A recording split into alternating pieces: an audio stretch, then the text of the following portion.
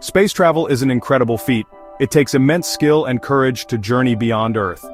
On March 6, 2025, Intuitive Machines achieved a remarkable milestone. Their Athena lander touched down on the surface of the Moon. This achievement makes them the second American company to successfully land on the Moon. The landing was a tense moment for the Intuitive Machines team. The orientation of the lander was initially unknown. This uncertainty posed challenges. The team needed to ensure the lander had enough power and could communicate with Earth. Despite these challenges, the team persevered. They worked tirelessly to establish contact and gather information about the lander's status. Their efforts paid off, and communication was soon established. The Athena lander was safe and sound on the lunar surface. This successful landing marks a significant achievement for private space exploration. It underscores the growing role of commercial companies like Intuitive Machines in pushing the boundaries of spaceflight. The Athena lander touched down on a region of the Moon called monumental. This area is a plateau located about 100 miles from the lunar South Pole. This location is significant for several reasons. Firstly, it's closer to the lunar South Pole than any previous human or robotic mission. This region is of particular interest to scientists because it's believed to contain water ice in permanently shadowed craters. Secondly, the terrain in this area is relatively smooth. This makes it an ideal landing site for spacecraft. The smooth terrain reduces the risk of the lander toppling over or encountering hazardous obstacles. Lastly, monumental offers favorable lighting conditions for solar-powered spacecraft. The region receives ample sunlight, which is essential for powering the Athena lander and its instruments. The selection of monumental as the landing site highlights the strategic importance of this region for future lunar exploration. Its proximity to potential resources, coupled with its favorable terrain and lighting conditions, makes it a prime location for establishing a sustained human presence on the Moon. The Athena lander is equipped with a suite of scientific instruments designed to study the lunar surface. One of its primary objectives is to search for water ice. This resource is crucial for future space exploration for several reasons. Water ice can be broken down into its components, hydrogen and oxygen. These elements are essential for sustaining human life. They can also be used as rocket propellant. Finding water ice on the Moon would be a game changer for space exploration. The Athena lander carries a special drill called Prime 1.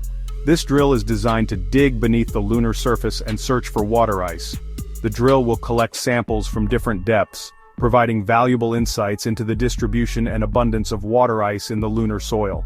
In addition to the Prime 1 drill, Athena also carries a small rover called MAP.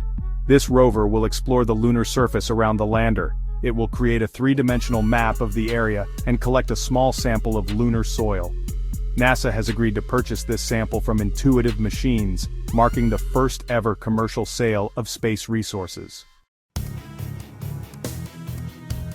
Section 4. A busy time in lunar orbit. The Athena lander's journey to the Moon was not a solitary one. It was part of a larger wave of lunar missions launched in recent times. These missions, both government-funded and commercial, highlight the renewed global interest in lunar exploration.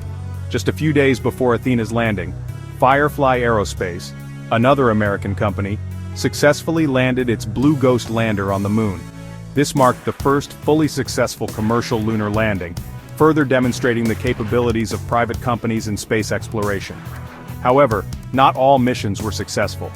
Astroforge's Odin spacecraft, which launched alongside Athena, experienced a mission failure. The spacecraft was supposed to rendezvous with a near-Earth asteroid.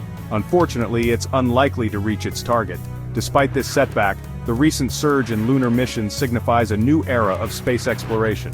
It's an era where private companies play an increasingly important role alongside government agencies like NASA. Section 5. One small step for NASA, one giant leap for humankind. The Athena lander's mission to the Moon is part of NASA's broader Commercial Lunar Payload Services, or CLPS program. This program aims to leverage the innovation and cost-effectiveness of the private sector to advance lunar exploration. By partnering with companies like Intuitive Machines, NASA can send more scientific instruments and technology demonstrations to the Moon at a lower cost. This allows NASA to focus on its ultimate goal of returning humans to the Moon and establishing a sustainable presence there. The information gathered by the Athena lander, particularly about the presence of water ice, will be crucial for planning future crewed Artemis missions. The Artemis program aims to land the first woman and the next man on the moon by 2025.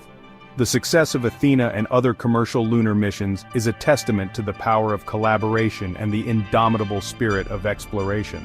As we venture further into the cosmos, these partnerships between government agencies and private companies will pave the way for groundbreaking discoveries and inspire generations to come.